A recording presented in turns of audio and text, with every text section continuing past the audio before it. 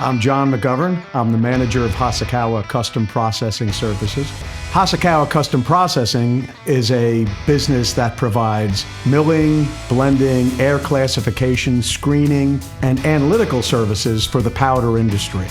We process a lot of different materials here, specifically industrial waxes, sponge coke, manganese dioxide, lithium carbonate. We do hard and soft rock phosphate. We also deal with rare earths and metal powders as well, specifically like tungsten carbide. We can take the customer's project from the development phase, where we help them provide marketing samples to their customers, to small-scale production and provide them enough material that they can do application testing. And then likewise, taking that scale up to full production, bulk bag scale operations.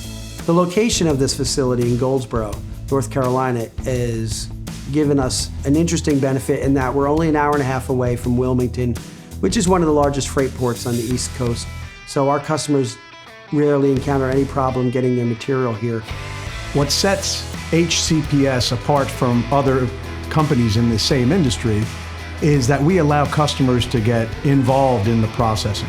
We want their input so that we can improve the quality constantly and maintain their specifications.